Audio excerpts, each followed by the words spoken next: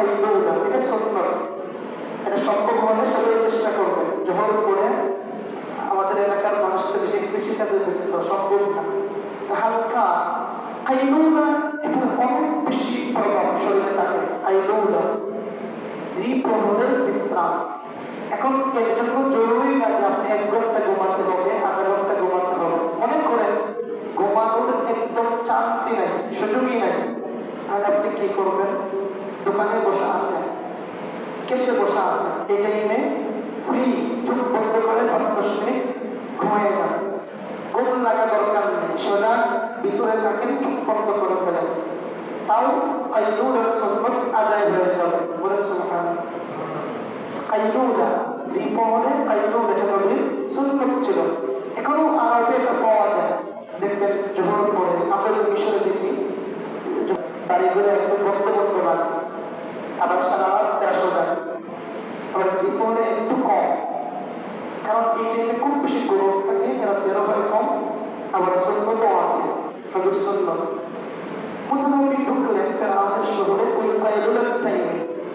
তৎকালীন যুগ থেকে দেখেন, নবী তো এসেছেন 1400 বছর আগে, আর ফেরাউন হলো হাজার হাজার বছর আগে। তখন থেকেই এটা অভ্যাস ছিল, তারা দ্বিপ্রহরে ঘুমাতো। ইসলাম এসে এই ঘুমানোটাকে সুন্নাত বানিয়ে দিয়েছে মানুষের সুবিধার্থে ও স্বাস্থ্যকর হিসাবে। মানুষের অভ্যাস ছিল, তারা আগ থেকেই ঘুমাতো। হযরত মুসা নবী ফেরাউনের শহরে ঢুকলেন। যখন তারা দ্বিপ্রহরের ঘুমে ব্যস্ত ঘুমাচ্ছেন, শহর মোটামুটি ফাঁকা। মুসা নবী 2 জন লোককে এই শহরের মুখে সামনে পাইলেন। একজন আরেকজনের সাথে লড়াই বেঁধে যাবে অবস্থা। 2 জন লোক খুব বেশি ঝগড়া করতেছে। এর ভিতরে এই 2 লোকের একজন লোক হলো মুসা নবীর সম্প্রদায় বনী ইসরাঈলের, অন্যজন হলো ফেরাউনের সম্প্রদায়ের কীর্তি। মুসা নবী শহরে ঢুকলেন, 2 জন লোক সামনে লড়াই করতে শুরু করবে, ঝগড়া করতেছে। একজন হলেন মুসা নবীর সম্প্রদায়ের, আরেকজন হলেন মুসা নবীর শত্রু বনী ইসরাঈলের। এই বনী ইসরাঈলের যে ছিল, অর্থাৎ মুসা নবীর যে ছিল, তার দায়িত্ব ছিল সে বাহির থেকে কাঠ সংগ্রহ করে নিয়ে আসতো।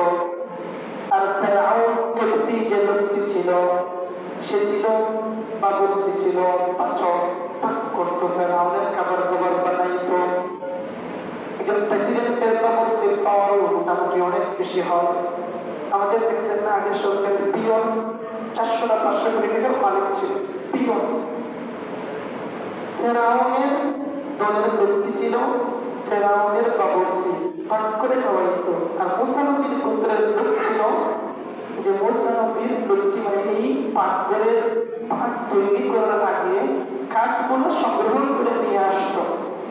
লেভেলটা কম, একজনে শুধু বাগান দেয় আর একজনে লাকড়ি জোগাড় করে। মুসা নবীর সম্প্রদায়ের যে গোত্রের লেভেলটা কম, আমরা দাস বানিয়ে রাখছি। বাবুর্চি ফেরাউনের লোকটি মুসা নবীর সম্প্রদায়ের যে লাকড়ি সংগ্রহ করে তাকে নিয়ে উপহাস করছিল, তাচ্ছিল্য করছিল খুব বেশি। এই নিয়েই তাদের ঝগড়া শুরু হয়। মুসা নবীকে এই 2 লোকটিকে পাইলেন। فاستغاثه الذي من شيعته على الذي من عدوه। তখন মুসা নবীর সম্প্রদায় বনী ইসরাঈলের যে লোকটি কাঠ সংগ্রহ করত, সে মুসা নবীকে দেখল নিজ গোত্রের, এবং মুসা নবী ছিলেন শক্তিশালী। এই শক্তিশালী মুসা নবীকে দেখা চিৎকার মাইরে সাহায্য চাইল, হে মুসা, দেখো আমার বিরুদ্ধে এই কীর্তি ফেরাউনের লোকটি আমাদেরকে অপমান করতেছে, সাহায্য চাইল মুসা নবীকে দেখে। এবং তাচ্ছিল্য থেকে বিষয়টা অনেক বড় হয়ে গেছিল।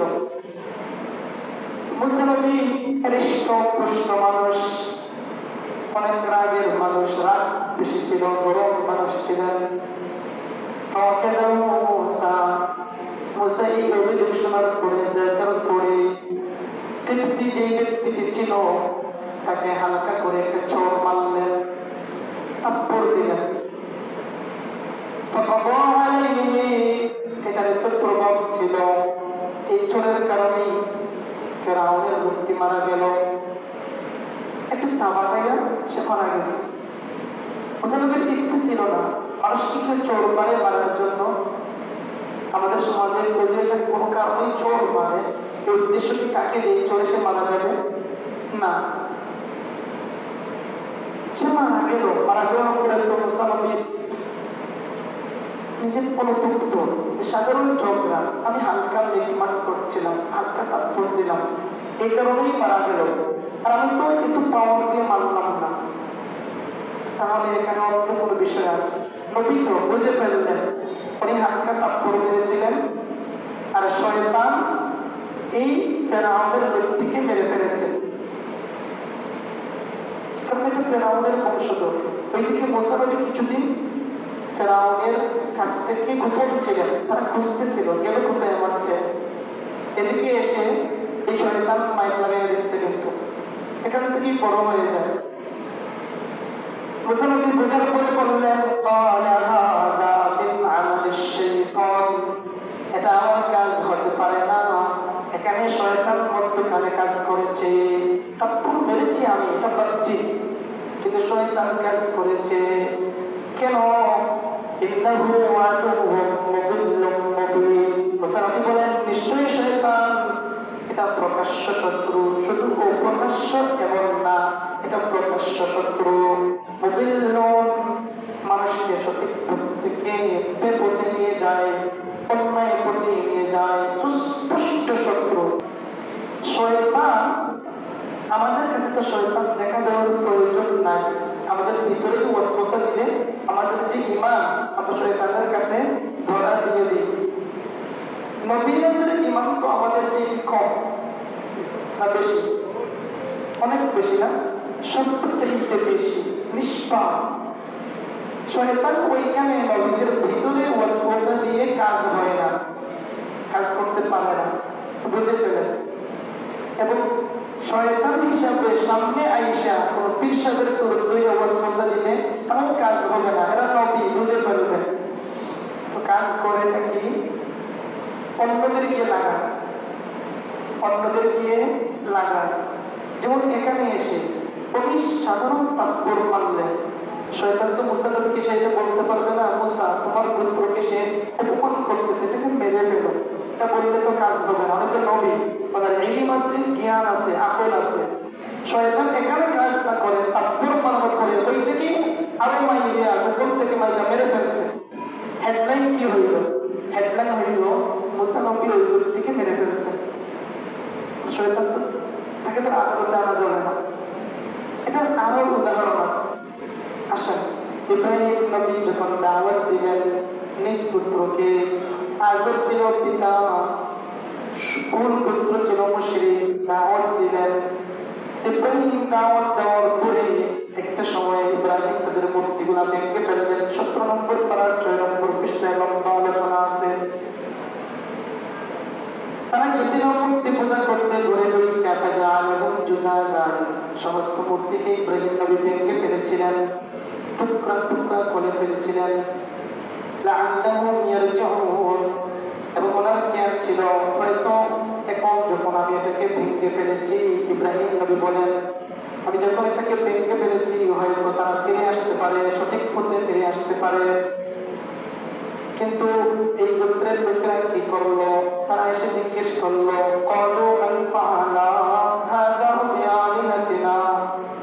ইব্রাহিমের লোক গোত্রের লোকেরা যখন দেখলো মূর্তি ভাঙ্গা, চূর্ণ বিচূর্ণ মূর্তি ঘর, দেবতার ঘর, তখন তারা এসে জিজ্ঞেস করতেছে আশ্চর্য হয়ে, এটা কি করলো, কি করলো এই কাজটা? নিশ্চয়ই সে অনেক বড় পাপী, অপরাধী, অনেক বড় অপরাধ করে ফেলছে। তখন এই গোত্রের লোকেরা সাক্ষী দিল। আমরা একজন যুবক সামিআনা ফাতান, একজন তরুণ ইব্রাহিম নাম, ইব্রাহিমকে আমরা শুনছি এই মূর্তির বিরুদ্ধে সমালোচনা করতে। সূত্র, মূর্তির বিরুদ্ধে সমালোচনা ইব্রাহিম করে, তাহলে সেই করতে পারে, তাকে আনো। তারা বলল ইব্রাহিমকে সবার সামনে, এই বিচারিক মণ্ডলীর সামনে নিয়ে আসো। ইব্রাহিম যে মূর্তির বিরুদ্ধে সমালোচনা করে এই মানুষরা যে বলল, এটা যদি তারা সাক্ষ্য দিতে পারে, নিয়ে আসো ইব্রাহিমকে। ইব্রাহিমকে নিয়ে আসা হইল। আসার পরে জিজ্ঞেস করলেন, ইব্রাহিম তুমি কি এটা করেছ আমাদের মাবুদ মূর্তির সাথে? ইব্রাহিম বললেন, না আমি করি নাই। ঘুরে বলতেছেন, সকল মূর্তি কিন্তু ভেঙে ফেলেছিলেন, আর বড় মূর্তির গর্দানের ভিতরে কোরআন ঝুলাইয়া রেখে দিচ্ছেন। ইব্রাহিম নবী কৌশলে দাওয়াত দিচ্ছেন, বলেন আমি করি নাই এটা বলেন নাই, বলছেন কি এদের ভিতরে সবচেয়ে বড় যে সে এটা করেছে, এই বড়টা হয়তো করেছে।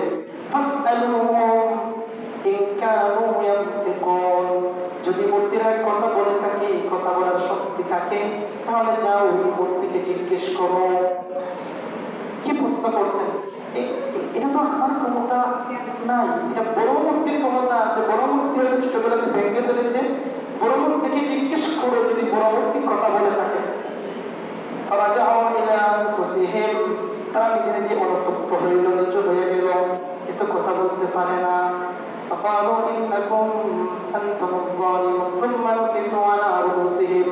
মাথাটা হয়ে গেল, কোন জাতির মাথা নিচু হয়ে গেল। তারা বলল, তুমি জানো তুমি জানো ইব্রাহিম এই মূর্তিরা কথা বলে না। তখন ইব্রাহিম বলতেছেন, তাহলে কি দাঁড়াইল? এরা যদি কথা বলে না, তাহলে কি তোমরা আল্লাহ বাদ দিয়ে এমন মূর্তির উপাসনা করো? যে মূর্তি তোমাদের কিঞ্চিত পরিমাণ উপকারে আসে না, তোমাদের কোনো ক্ষতিও করতে পারে না। এখন তোমাদের মূর্তি ভেঙে ফেলল, মূর্তিকে জিজ্ঞেস করে বের করবা কে বাঁচছে, এই তথ্যটা দিবে। কারণ মূর্তির সামনেই তো বড় মূর্তি এখনো ঠিকঠাক আছে, বাকি সব মূর্তি চূর্ণ বিচূর্ণ। কারণ বড় মূর্তির সামনে যেহেতু এগুলোকে বাঙ্গা হইল, এর বড় মূর্তিকে জিজ্ঞেস করো, সে তো উইটনেস, একদম সূচককে দেখেছে, সে বলবে কে বাঁচছে, এই তথ্যটা তোমাদের দিতে পারবে। এখন তারা বলতেছে না, মাথা নিচু হয়ে গেল সবাই। ইব্রাহিম জিজ্ঞেস করতেছে, তাহলে তোমরা কি আল্লাহকে বাদ দিলা, বাদ দিয়ে এমন মূর্তির ইবাদত করলা যে মূর্তি তোমাদের এই কিঞ্চিত পরিমাণ উপকারটা করতে পারে না? কৌশলে দাওয়াত দিচ্ছেন। এখন তো এরা বুঝে ফেলছে। তখন ইব্রাহিম নবী বলতেছেন,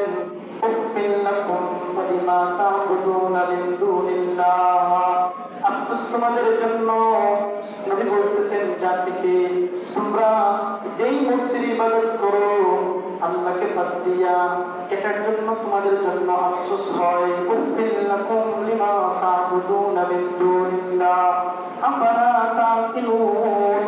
তোমরা কি বুঝবা না? এই ঘটনা কেন বললাম? এত সময় বলার পরে তারা বুঝে ফেললো মূর্তিকে বাঁধছেন নবী ইব্রাহিম। তখন তারা কি করবে? শয়তান আসে দরবেশের বেশ করে, এসে বুদ্ধি দেয়, আগুন জ্বালাও, আগুনে নিক্ষেপ করো। নবীর কাছে আসছে নাকি জাতির কাছে, শত্রুদের কাছে আসছে? আসছে। বদর যুদ্ধের টাইমে, যখন বদর যুদ্ধ শুরু হয়, 10 নম্বর পারার 2 নম্বর পৃষ্ঠায় আল্লাহ নবী সাল্লাল্লাহু আলাইহি ওয়াসাল্লাম আবু সুফিয়ানের যে বাহিনীটা ছিল যুদ্ধ, নবী মদিনা, কুরাইশরা মক্কা, কুরাইশের গত শুক্রবার বা আগের শুক্রবারে যখন ব্যবসার আলোচনা করে বলেছিলাম, তৎকালীন যুগে ব্যবসায়ী ট্রেড সেন্টার ছিল, প্রধান একটা কেন্দ্র ছিল মক্কা। মক্কা থেকে ব্যবসা যেত শামে, সিরিয়াতে, ইয়েমেনে এবং ফারিস, পারস্যে যেত। আল্লাহ নবী জানতেন মক্কার কুরাইশরা মদিনার ইসলামকে সহ্য করবে না, আজ হোক কাল হোক আক্রমণ করবে, এবং এই কারণেই এরা শক্তি সঞ্চয় করতেছে। অর্থনৈতিক শক্তি সবচেয়ে গুরুত্বপূর্ণ, তারা ব্যবসা করতেছে। আল্লাহ নবী এই ব্যবসায়িক কাফেলাকে ধরার জন্য ধাওয়া করলেন। আল্লাহর ইচ্ছা ছিল যে ছোট কাফেলা কেন ধরবা, একটা ব্যবসায়িক কাফেলাকে অ্যাটাক করে যে ফায়দা পাইবা এর চাইতে বড় বদর যুদ্ধ আমরা চাইলেন, সেটাতেই কাফেরদেরকে মাথা একটু থামাইয়া দিলেন। যখন আবু সুফিয়ানকে ধরতে গেলেন নবী সহ কিছু বাহিনী ৩১৩ জন, আবু সুফিয়ান বুঝে ফেললো। বোঝার পরে সে অন্য রাস্তা দিয়ে মক্কার ভিতরে, মক্কার মধ্যে জাতির কাছে দূত পাঠাইল যে তোমাদের কাফেলা আক্রমণের শিকার হয়েছে, তাড়াতাড়ি যুদ্ধে বের হয়ে আসো। ওইদিকে এরা কিছুটা ভয় পাচ্ছিল, কি করবে, আক্রমণ করবে, যাবে না, কি করবে। তখন শয়তান গিয়েছিল মক্কাতে তাদের কাছে, গিয়ে উসমাইয়া দিচ্ছিল যে এখন যদি যুদ্ধে না যাও তাহলে যাবা কোন টাইমে। কিন্তু নিয়ে অস্তায় নিয়ে আসলো যুদ্ধের টাইমে। যখন যুদ্ধ শুরু হয়, আল্লাহ কোরআনে বলেন শয়তান কি করলো, ফালাম্মা তারাআতিল ফিআতান, যখন নবীর বাহিনী এবং কাফিরদের বাহিনী জমা হইল একসাথে, পরস্পর তারা দেখতেছে, শয়তান তখন কি বলে, শয়তান বলে আমার কাজ শেষ। নাকাসা আলা আকিবাইহি, পিছন ফিরে গেল। فقال إني بريء منكم, শয়তান বলে এখন তোমাদের থেকে আমি দায় মুক্তি ঘোষণা করলাম। কাফিরদেরকে বলতেছে দায়িত্ব ছিল লড়াই পর্যন্ত নিয়ে আসা, মক্কা থেকে নিয়ে আসছি তোমাদেরকে, এখন আমার দায় মুক্তি কেন? সে বলতেছে ইন্নী আরা মা লা তারাউন, আমি যা দেখতেছি এই যুদ্ধের একদম কাছাকাছি টাইমে আমি যা দেখতেছি তোমরা তো আসলে তা দেখতেছো না। ইন্নী আখাফুল্লাহ, শয়তান বলে আমি দিন শেষে তো আল্লাহকে ভয় পাই। আর সে কি দেখতেছিল? আল্লাহ কোরআনে বলেন, আল্লাহ কোরআনে 4 নম্বর পারা 5 নম্বর পৃষ্ঠায় বলেন সালাসাতি আলাফ মিনাল মালাইকাতি মুনজালিন, প্রায় বলেন 5 আলাফ মিনাল মালাইকাতি মুসাওwimin, 3000 এরপরে 5000 স্পেশাল চিহ্নিত আসমান থেকে আল্লাহ তাআলা বদরের যুদ্ধের পূর্বে আল্লাহ তাআলার মার্কামারা স্পেশাল ফেরেশতাদের ইউনিট 3000 5000 মোট 8000 বাহিনী আসমান থেকে নেমে আসতেছিল। শয়তান ফেরেশতাদেরকে দেখতেছিল আর দেখে বলতেছিল ইন্নী আরা, আমি যা দেখতেছি আসমান থেকে নামে, মা লা তারাউনা, এ কুফাররা তোমরা তা দেখতেছো না, আমি চলে যাচ্ছি। বলেন সুবহানাল্লাহ। শয়তান এখানে এসেছিল, এখন আসে। আর শয়তান দেখলাম নবীদের কাছে ডিরেক্ট আসতে না পারলেও অন্যদের কাছে আসে।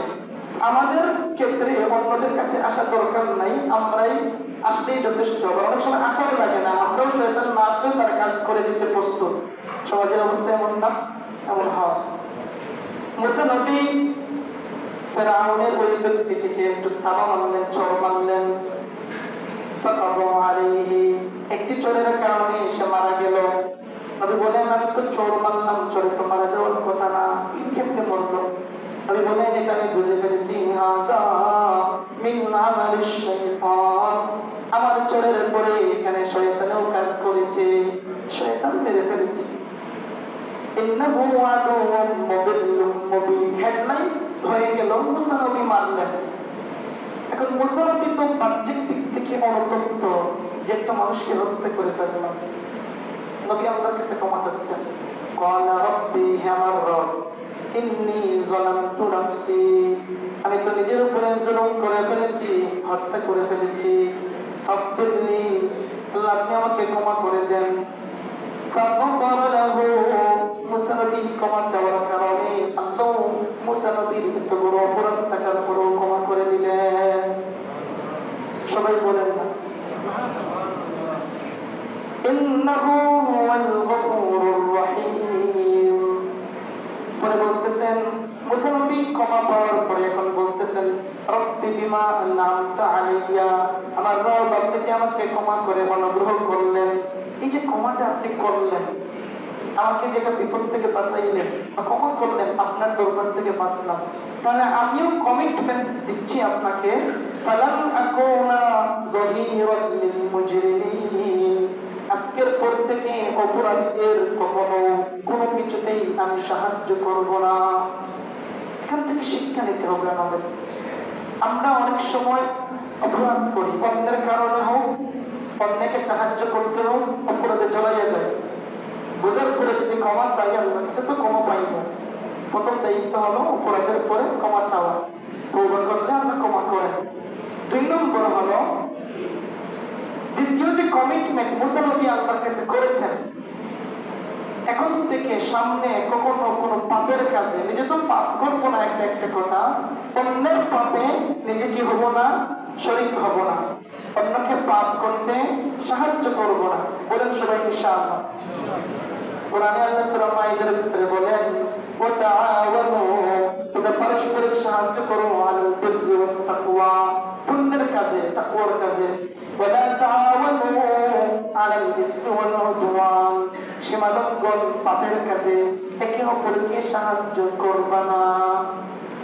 ইন্নাল্লাহা শাদীদুল ইকাব, আল্লাহ তাআলা যদি এগুলো করো, পরিণাম দেওয়ার ক্ষেত্রে আল্লাহ তাআলা কিন্তু খুব ভয়াবহ। মুসা নবী ক্ষমা চাইলেন, কমিটমেন্ট দিলেন, আমি অপরাধীদের সাহায্য করব না সামনে থেকে। কিন্তু ফেরাউনের কাছে তো মোটামুটি খবর যাওয়ার একটা সম্ভাবনা রয়েছে। ফেরাউনের শহরে ঢুকছেন অনেকদিন অনুপস্থিত থাকার পরে, আবার এসে ফেরাউনের একটা বাবুর্চি যে পাক করে খাওয়ায় তাকেই চোট মেরে মেরে ফেলছেন। এটা হলো হেডলাইন, টপ নিউজ। মুসা নবী ফাসবাহা ফিল মাদিনাতি খাইফা, শহরে ঘুরতেছেন, সকাল হইল কিন্তু নিজেকে ভয়ে ভয়ে লাগতেছে, সেফ মনে হচ্ছে না। কখন তথ্য চলে যায়, আমার উপরে বিপদ চলে আসে, তখন আবার দেখলেন রাত গেল, সকালে ভয়ে ভয়ে সকাল যাপন করতেছেন, সকালে গেলেন, উঠলেন,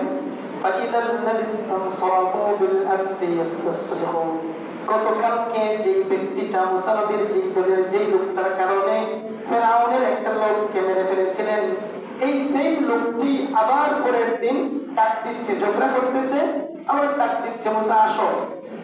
এই জন্য আমার সাথে আবার ঝগড়া শুরু হয়েছে। আরেক ব্যক্তি ফেরাউনের আরেকটা লোক, সে তার ঝগড়া শুরু হয়েছে। সমাজে কিছু মানুষ থাকে না, তার দিন রাত শুধু ঝগড়া হয় অন্যের সাথে। কিছু মানুষ থাকে এমন, তার যেদিকেই যায় সেদিকেই ঝগড়া লেগে যায়, মানে তাকে নিয়ে মানুষ ভয়ে থাকে মোটামুটি। সেই ছিল এই স্টাইলের লোক আর কি। মুসা নবীর জাতির যে লোকটা ছিল, আগের দিন ঝগড়া করলো, পরের দিন ঝগড়া।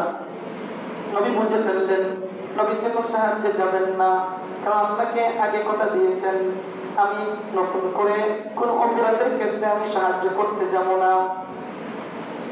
মুসা নবী তখন এই জাতির লোককে বলেন, ক্বালা লাহু মূসা ইন্নাকা লাগাওয়িয়্যুম মুবিন, তুমি তো আসলে লোকটা সুবিধার না। নিজ জাতির লোককে বলতেছেন, তুমি আসলে সুবিধার লোক না, তোমার কারণে গতকাল কেমন হইলো, আজকে আবার। তাকেই রাগ করে, মুসা নবী যখন রাগ করতেছে, ঠাস করে রাগ উঠে যেত। মুসা নবীর রাগ কিন্তু খুব বেশি ছিল। এই জন্য মিশরের মানুষের, কেউ যদি আমাকে বলে যে মিশরের মানুষের বিশেষ বৈশিষ্ট্য কি, আমি 3টা কথা বলি। 1 নম্বর, মিশরের মানুষের ভিতরে মুসা নবীর রাগ পাবে টুলকো টুলকো বিষয়ে, 2 টাকা নিয়ে ঝগড়া লেগে যাবে। এমনকি সাধারণ কোনো ঝগড়া না, মানে মার্ডার করে ফেলবে এমন ঝগড়া তারা লেগে যায়। প্লাস পয়েন্ট হইল, ঝগড়া যদি তারা লেগেও যায় 10 জন 20 জন, মনে করেন 2 জনের ঝগড়া লাগলো, ঝগড়া লাগতে দেরি হয়, আশপাশ থেকে আরো 20-30 জন চলে আসবে, সেই ঝগড়া ছোটানোর জন্য তারা লেগে যাবে। এটা হলো তাদের ভালো গুণ। লেগে যায় দ্রুত, ছোটানোর জন্য মানুষ আমাদের মতো অপেক্ষায় থাকে না, সবাই চলে আসে। এসে প্রথম কথা কি বলে, আমরা এসে বলবো সাধারণ ছেড়ে দাও, বাদ দাও, এগুলো বলবো, ঝগড়া টগড়া বাদ দাও, তারা এসে এটা বলে না। সবাই এসে এক কথা বলবে, সাল্লু আলান নবী ইয়া জামাআ, আগে নবীর উপর দরুদ পড়ে হে লোক সকল, বলেন সুবহানাল্লাহ। তাদের এটা নেচার হয়ে গেছে, প্রথমে এসে বলবে নবীর উপর দরুদ পড়ো। এখানে শয়তান এসেছে, এখানে গজব চলে আসছে, নবীর উপরে দরুদ পড়ো, রহমত মাগফিরাত সব চলে আসবে একসাথে, বলেন সুবহানাল্লাহ। তাদের ভালো গুণ। এক নম্বর মুসা নবীর রাগ তাদের বিষয় বেশি। দুই নম্বর ইউসুফ নবীর তো মিশরে ছিলেন, মিশরের বাদশা ছিলেন। জামাল ইউসুফ, ইউসুফ নবীর সৌন্দর্য মিশরীদের ভিতরে সবচেয়ে বেশি, তার সৌন্দর্য খুব বেশি। তিন নম্বর তাদের বৈশিষ্ট্য যেটা আমি বলি, ইসরাইল যেমন তেরামি করতো, কোরআন শরীফের সব জায়গায় দেখতেন শুধু তেরামি, মানে বেকা স্টাইলে চলে, তাদের অভ্যাসে ছিল উল্টা পাল্টা করা। এই বেকামি, ঘাট তেরামি মিশরীদের ভিতরে বেশি পাবেন। তিনটা বৈশিষ্ট্য বললাম, রাগ বেশি, সুন্দর বেশি, আবার এরা তেরাও বেশি। মুসা নবী ওই ব্যক্তিটাকে বললেন, তোমার কারণে গতকালকে একটা ব্যক্তিকে হত্যা করলাম, আজকে সকাল যাইতে না যাইতে তুমি আবার আমাকে ডাক দিচ্ছ। রাগ উঠে গেছে খুব বেশি। فلما أراد أن يبطشا بالذي هو عدو لهما, মুসা নবী তখন, কেন তাফসীরে দুই তিনটা কথা আছে, মুসা নবী যখন এক রাগের কারণে নিজ এই যে গোত্রের যে লোকটি তাকে চোর মারতে চাইলেন, তুমি তো সবকিছুর উপর, তোমার কারণেই শয়তান চান্স পাইছে গতকালকে। তখন সে কি বলল, সে চিৎকার করে ভয় পাইল, এখন তো মুসা আমাকে মারলে, গতকালকে তাও আমার একটুকে মারে ফেলছে, আমাকে তাও মারলে তো আমিও মরে যাব।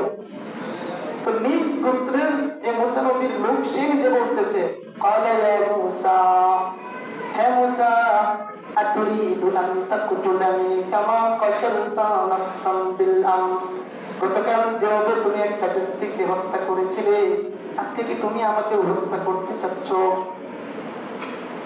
এই কথা শুনতেছে মুসা নবীর, এই যে লোকটি সাহায্য চাইছে নবীর কাছে, যার বিরুদ্ধে সাহায্য চাইছে ফেরাউনের যে লোকটি, ওই লোকটি কিন্তু শুনে ফেলছে।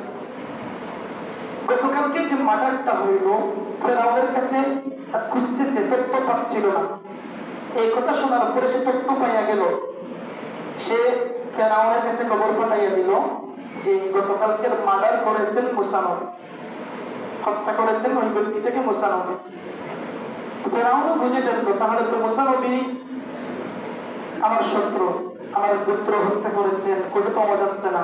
সেও অর্ডার দিল যে মুসা নবীকে ধরো এবং তাকে যেখানে তো শেষ করে দাও। তার পরামর্শ করলো, সিদ্ধান্ত ফাইনাল হইল। ফাইনাল হওয়ার পরে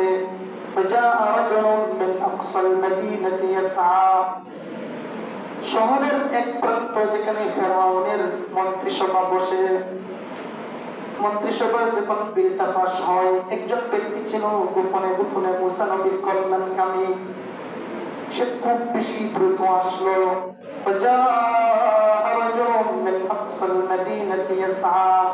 শহরের এক দূর প্রান্ত থেকে এক ব্যক্তি দৌড়াইয়া দৌড়াইয়া আসলো। قال يا موسى, সে বলল, হে মুসা, ইন্নাল মালাআ ইয়াতামিরুনা বিকা, মন্ত্রিসভায় তোমার বিরুদ্ধে বিল পাস হয়েছে। কি পাস? লিয়াকতুলুকা, তোমাকে হত্যা করা হবে। তোমার কিলিং অপারেশনের জন্য মন্ত্রিসভায় বিল পাস হয়েছে, তথ্যটা আমি দিতে আসছি তোমাকে। মুসা নবী বললেন, তাহলে করণীয় কি আমার? সেই ওই ফেরাউনের উচ্চ পর্যায়ের লোক ছিল, সে বলল, ফাখরুজ, তুমি দেশ থেকে বের হয়ে যাও। ইন্নী লাকা মিনান নাসিহিন, আমি এই যে তথ্য দিলাম, তোমার প্রতি আমার কল্যাণকামিতা আছে, এই জন্য তথ্যটা দিলাম। তুমি দেশ থেকে বের হয়ে যাও, এই দেশে তুমি আর নিরাপদ না, যেখানে পাবে তোমাকে হত্যা করে ফেলবে। মুসা নবী এখন বের হতে হচ্ছে। আচ্ছা দেখেন, এই সব কাহিনী কি আল্লাহ জানেন না? জানেন, আল্লাহ তো সব জানেন। সময় কত বাজে, অনেকটা করে হইলে ভালো হতো সামনে। আচ্ছা, এখানে শেষ। মুসা নবী এরপরে বের হবেন, এরপরে কোথায় যান, এরপরে বিবাহ হবে। বিবাহের মহর হিসাবে 8 বছর শ্বশুরের বাড়ি কাজ করবেন। এই লম্বা কাহিনী আগামী শুক্রবার। আর আগামী শুক্রবার আপনাদের সাথে শেষ দেখা হবে। আমি চলে যাব আগামী রবিবার, পরের রবিবার সপ্তাহে চলে যাব। আল্লাহ চাহে তো আবার রমজানের পূর্বে আসবো, দেখা হবে ইনশাআল্লাহ। সবাই দোয়া করুন, সুবহানাক আল্লাহুম্মা ওয়া বিহামদিক আশহাদু আল্লা ইলাহা إلا أنت أستغفرك وأتوب إليك